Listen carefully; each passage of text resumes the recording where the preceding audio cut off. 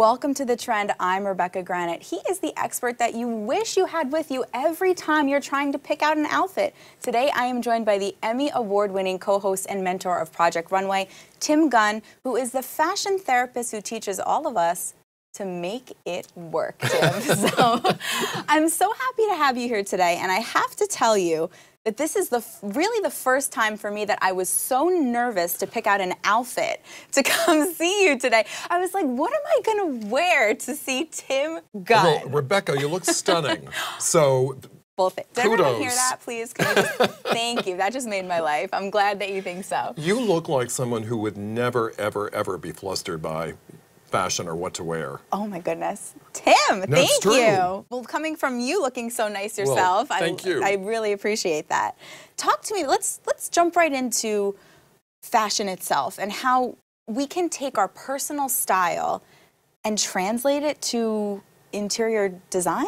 Well, I believe that there shouldn't be any barriers or boundaries around who we are. And we dress ourselves to present ourselves in a certain way to the world. I call it the semiotics of clothes. The clothes we wear send a message about how the world perceives us. Shouldn't our living spaces do the same thing? Yeah. The products that we use, a cell phone case, whatever it may be. And I'm all about lifestyle. And I have to tell you, I really believe that my 24 years at Parsons School of Design embedded that in me, because Parsons is the lifestyle design school. So fashion, interiors, product design, it should all be interrelated. And if you see me and how I'm dressed, and you were to have 3 different apartments to pick A, B, or C, this one belongs to Tim, you would know which one was mine. Yeah, absolutely. Okay, so what would your, without getting too personal, what would I heard myself saying that, I'm like, uh-oh.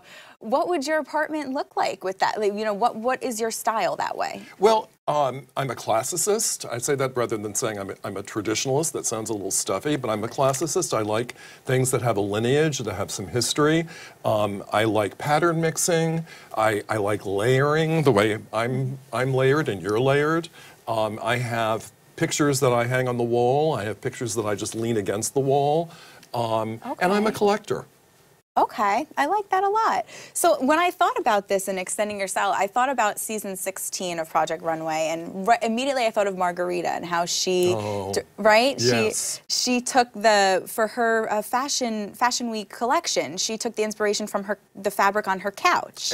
In Puerto Rico, yes. Yeah, so you can do that. You can actually sort of take the inspiration and interchange. Absolutely, and I mean, I'm a man, but I happen to love menswear and menswear textiles, and I have a lot of that happening in my apartment. Okay. There's no reason not to. Gray flannel and bold chalk stripes, and things that have some texture and some body to them. You didn't have to travel too far for this interview. No. You are here in New York. I am, proudly. So there you go. We're very proud to be here. So tell me about, it doesn't have to be the biggest space. You know, in New York, we're used to cramming things into small spaces sometimes. So it doesn't have to be the biggest space in the world in order to make a space beautiful. How can we make the most of our spaces? You know, I have to tell you, Rebecca, I feel the same way about our living spaces as I do about fashion. We don't need to and shouldn't spend a lot of money. In fact, it's best to operate with a budget. I find that when people have deep pockets and are just willing to write a check for any amount, they make tons of mistakes because they're not particularly thoughtful about what they're doing.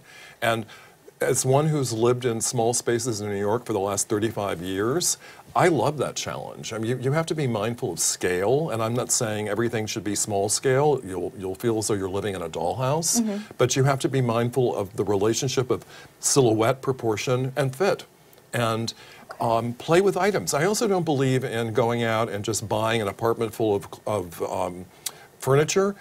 Buy an item, live with it, see how it feels in the space, where you want to place it. What should be next to it? I mean, of course, there are basics like tables and chairs and lamps or whatever, a bed, but then what is that item? Right, feel it out. Feel it. That makes so much sense. There's no reason to do it overnight. And I think of myself as having a lot of experience in the world and a lot of experience with design. It takes me I would say 2 to 3 years to really feel settled into a space and settled with enough confidence rather, to actually commit to putting things in certain places. Speaking of committing, you've been working with Command, the Command proudly strips. and enthusiastically, and it's been a blast and a real education, I have to say, too. Yeah, tell me about how you feel Command can benefit any home area. Well, I've been a Command strip fan forever, and they give you such freedom of choice, and they give you the ability to make changes on It's a non-committal thing you're talking about, right? Exactly. Well, because especially in a rented apartment, you're loath to put a nail in a wall, unless you absolutely know that this is where it should be. And as we say at Command and 3M, do no harm. I've seen that before. I like that. So with Command strips, you can play. You can position something and see whether it needs to be moved 3 inches to the right or an inch up. Because in the olden days, it'd take me 15 tries with 15 different nails and a lot of spackle to get this right. And then you're just sitting there looking at the wall like, oh, I remember when I messed that up and I messed that up. And there are also lots of Command products that are decorative, that in fact you want to see. You're not going to hang a picture on it. You may hang your jewelry on it. You may use it for your keys or a decorative object. There are these wonderful little shelves. The floating shelves. Floating shelves. Yeah, they're beautiful. Fantastic.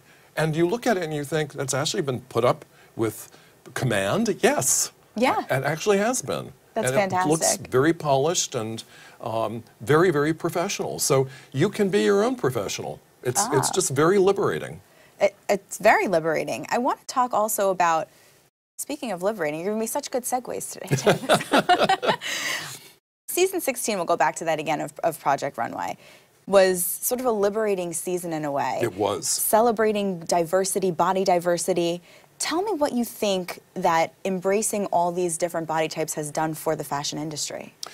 Well, I hope and cross my fingers that it's been able to wake people up to the fact that we are a diverse population in this nation and in the world, but let's talk about this nation. One size does not fit all. And we need to address women who are larger than a size 12, which most retailers simply want to ignore. They want to pretend that that doesn't happen, but it does. So in season 16, we had models who ranged in size from 2 to 22, and everyone looked fabulous. They really did. And it was a great education for the designers, I have to say, because so many of them were terrified. Oh, I don't work with this woman. Well, you do now. Wow. And we had a round robin. The models kept changing, so the designers, at least in the very beginning, weren't working with the same model more than once. Is that something you think will continue, a theme that will continue through? Oh, I hope so. I mean, I don't see how Project Runway can go back after establishing this particular point of departure. I don't see how we can go back to having all those giraffes walk the runway. Yeah. We need women who are people that women everywhere can relate to. Yeah, and say, relatable. Well, that could be me. And indeed it could be you. And actually, I'll share a little bit of a secret with you. Tim, you're the best. I'm hoping that, well, the showrunner, Sarah Ray Trotter, and I really want the same models to come back. We want to actually brand the show with these models and have them season after season because the audience loved them. Our ratings were up 15%. Well, they were so personable, too. If you watched the season, they were really such a big part of the show. They had to be, because they have a voice, and they have opinions about what they're wearing, and it was wonderful to hear those voices and to receive the models' feedback. I was so nervous about the model mirror, that one-on-one time that the model had with herself and the mirror to talk about the experience of wearing that particular design. Sure. It was one of the best moments in the history of the show. I loved it. It was so great because it was so reflective. For those who have watched it, exactly, they can reflective mirror, haha. Yeah. But very good. I was like, oh, listen to that. Now, if you could add anything else to the show besides for having the models come back, is there something that you would love? Desperately. What would you like to see happen? I would like to be in the workroom when the designers have their model fittings. Okay, and why is that? Because in many cases, the designers are delusional. I asked them, so how was the model fitting? Oh, it was great. And then you see the garment the next morning on the model and you think, it was great? What was great about it? I mean, you had a nice chat with the model. What was great? I'd love to be there just to say, are you certain that that hem is exactly the way you want it to be? Are you certain that the zipper is set in properly? Are you positive about that neckline? Just that extra thought. Yeah, but we can't do it because of time. I mean, people don't have any awareness of this. I do, of course, and the producers do, but when we have 16 designers at the beginning of the show and I do my workroom rounds, it takes between 4.5 and 5 hours. Wow. Yeah. Wow. Because I spent a lot of time with them. Yeah, you really do. You can tell that you create such a bond with each of the contestants as they go through the show. Yeah, you absolutely care. Speaking of caring, oh my goodness, all the segues, all the segues. Do you want to flip? You want to? You're superb. I love how you're doing this. Well, thank you so much. And we're totally unrehearsed. I know. This is really off the cuff, everyone. So, is that another pun? Yes. What's happening? But you know, Rebecca, it's subtle. That's what I like about it. Subtle, and we keep it subtle here. Exactly. Absolutely. So unless I say it out loud and bring everybody's attention to it, and then it's a whole other thing. But the Tim Gunn save, the famous Tim Gunn save. What are you looking for this season? What makes you say, nope, this designer cannot leave? Well, do you know how it all began? How did it begin? Tell us. Season 11. We were down to 5 designers, and the judges were eliminating Michelle Lesniak, one of the most talented designers ever to be on the show, the youngest designer on the show at that point. Not that age has anything to do with it really, except that it just demographically, it mattered to me that we have someone who's more youthful than the other designers. Well, you even have a spin-off the show, the Juniors show also, so it's right. So I am outside the production room, where all the video screens are, and I hear, because I don't interact with the judges other than saying hello, I hear that they're eliminating Michelle. Well, without giving anyone a heads up, and I never thought this would be on camera, but I was going before the cameras, I rushed to the stage and said to the judges, you cannot do this. You must keep her. And Heidi said, well, she's the one we want to eliminate, so then what do we do, not eliminate anyone? I said, don't eliminate anyone, just keep her. And this was a case where the other 4 designers were going off to European cities.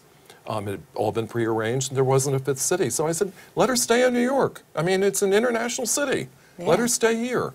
So after that happened, the producers huddled and said, if Tim needs to save someone, we should formalize this and call it the Tim Gunn save. So beginning with season 12 rather, Justin LeBlanc was the person I saved. In Justin's case, and after Justin, season 13, it was Sharkita Glover.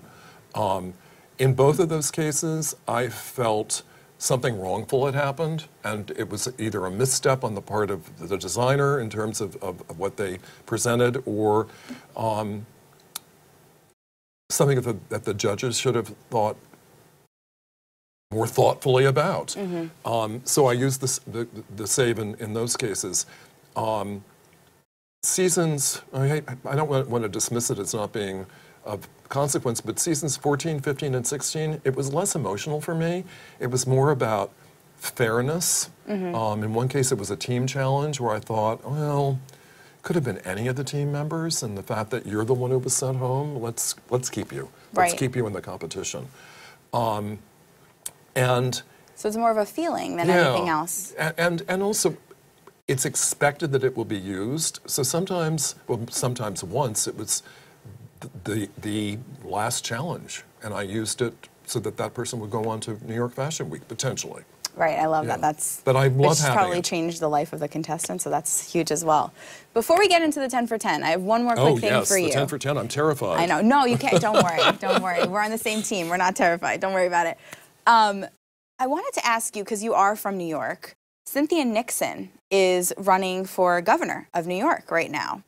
And Sex and the City, right? That's fashion is very much a character in Sex and the City. In fact, there wouldn't be a Project Runway without Sex and the City having come first. Really? I mean, it brought fashion into everyone's household. The and forefront. It created a buzz.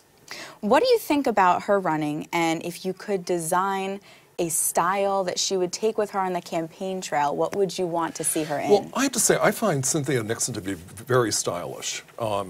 She knows how she wants to present herself. She does it with great polish and panache. I am completely and totally flabbergasted about why anyone would want to run for public office these days. I just don't understand it. And I say bon chance to Cynthia about this governor's run. I can't imagine. Okay, I love that. Okay, 10 for 10. Tim. Okay. You ready? As Here we ready go. as I will be. Yes. A celebrity you'd love to dress or style? Meryl Streep. Okay, wait, real quick. Why that? Because I believe she has the potential for being flawless with her fashion, and she doesn't get it right all the time. Okay, so she's kind of on the mark, but maybe misses the mark a little bit. And also I would love to engage with her. I just would love to have a conversation with her. I mean, her talent is indisputable, but she's also so smart. And I'd love to sit at her feet and absorb. Absorb all of it. Yes. Okay. What's your favorite way to wear a pocket square? You know, you treat it like a little ghost. You just pull it out, you hold it in the middle, and you don't fuss.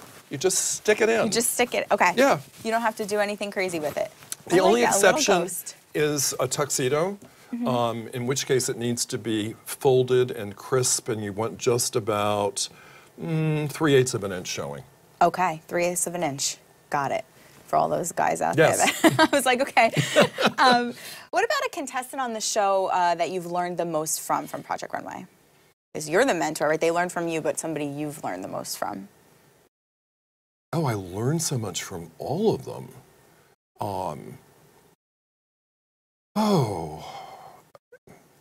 I will say last season, season 16, the twins. Oh, wow. Why is that? I learned never to assume. I learned never to stereotype. And I learned be grateful for what you have and who you are, and for an independence of thinking and being, because they were so codependent. It actually, it made me, it gave me pangs and pain and some anguish thinking about what will happen when something happens to the other. Right. It was just very, very sobering and very grounding.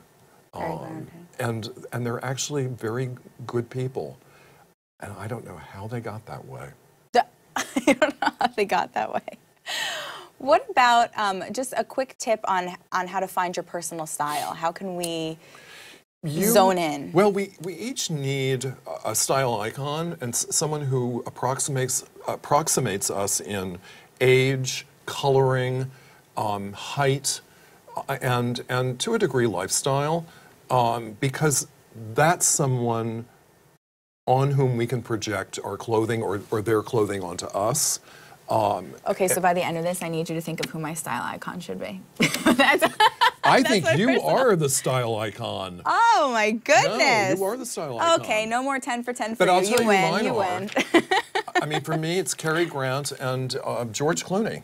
Oh, those are good ones. Those are for you. Yeah. Those are your style Yeah. icons. I never would have thought that you would have a style icon. I really do. like I do. that. It really helps. Wow. We each need one. Okay, so get a style icon. And you can be your own.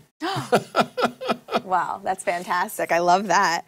Okay, we talked about the Tim Gunn save, but if you could save any fashion trend and bring it back into style and get people to start rocking it again, which trend would you be like, let's all do this? Oh, well, you know, how about the suit? And I'm Okay. talking about for men. Women still wear suits, Yeah, I which love is a good great. suit, absolutely. But for men, I know so few men who even own a suit anymore. Oh, wow. So let's bring back the suit. And I'm not talking about I'm talking about a suit that fits. I mean, silhouette, proportion, and fit have everything to do with fashion, whether it's clothing or it's interiors. And it's critically important that our clothes fit us well. Absolutely. That's for sure. In the same vein, a fashion don't that we should stay away from. Oh, so how much time do we have, opposite. Rebecca? I know, right? All right. Cropped pants. Okay, no cropped pants. And I have a reason. It's because they make one, and you know there are men who wear them now too. They're called man-prees. They make you look shorter and squatter, right, and everyone do. has a goal, I think, to look as long and lean as possible. And our clothes can provide us with an optical illusion to allow that to happen. They can also work against us, like the crop pant. All right. The next is, when did the legging become a pant? It is not a pant and shouldn't be. And I'm flabbergasted by the entire trend. Cropped, or rather, crop tops, bare midriffs. Bare midriffs are a no. Leggings are a no. Crop pants are a no. Crop pants are a no. The dropped crotch pant is a no. The dropped crotch pant looks like is a you're no. packing a diaper. Okay. And maybe you are, in which case, wear the drop crotch. Yes. But at least then we'll know what's going on and we won't be confused, right, exactly. Tim? Exactly. Boyfriend jeans, I mean, things that are ill-fitting. Okay, ill-fitting clothes. Last few. We were running a little bit I'm out of sorry. time, but no, oh my gosh, No. please, I would love to talk to you all day. A funny moment you've had on set of Project Runway with Heidi Klum. He's already laughing. Heidi knows that I'm ticklish, and whenever I'm getting a little attitudinal with her about decisions that are being made or just things in general, she just looks at me and starts madly tickling. She'll tickle you? That's a literal funny moment. That's great. Okay, if you created a collection today, what would be the dominant fabric or material you would use and the color that you would want to run through your collection? I would use Ponte because it has stretch and it doesn't pill. Okay. And I would probably go to a charcoal. A nice charcoal, that's good. Okay, what is this about fashion and age? We talk about mom jeans, we talk about dad bods, right? What can we do, just a quick piece of advice as we move through different stages of our lives to continue to feel fashionable and fabulous? Easy. It's what I said earlier, silhouette, proportion, and fit. If your clothes fit you, oh, and posture. I mean, I have to add that into it also. When your clothes fit you well and you're upright, you look good no matter what you're wearing. It doesn't matter. Okay. But also be cognizant of age. I mean, and I'm not talking about dress old. Someone said to me, well, I'm 50. Aren't I supposed to look dowdy? No, no one ever needs to look dowdy. But wear clothes that are appropriate for you. I mean, you don't want to be dressing like you're 12 years old, and you also don't want to be dressing like your Grandma Moses. Grandma Moses. So, right, so just stay in your lane. Stay appropriate for yourself. And also have respect, if not adulation, for your time in the world and the maturity and experience that brings with it. And no matter what age, just don't wear cropped pants, guys, okay? Just don't wear the cropped pants. Thank you, Rebecca. There you go, I'm your advocate. Thank the you. last one for you is something you love the most about being this phenomenal fashion mentor. Oh, helping people is what I love the most. I mean, and helping people be their best. And I don't make people into my dress-up doll ever, because I wouldn't do that. It's not appropriate. But it's helping people realize who they are and come to terms with that and then dress accordingly. That's fantastic. It's wonderful. I'm very lucky. It is wonderful. We love watching you. We love seeing all the wonderful things you wear. And I want to thank you so much for spending time with us today. And then my last question is, can you just come home with me and like raid my closet and like pick everything out for me in the future? I need to steal you forever, Well, Tim. look, that's the last thing. Looking at you today, and I know you as a voice on the radio, so seeing you today, I think that you and I could raid your closet in the dark and have nothing but successes. Done. My life's complete. We're done. Done. It's over. Thank you, Thanks, Rebecca. Tim. I appreciate you coming here today. So much fun. So Thank much you. fun.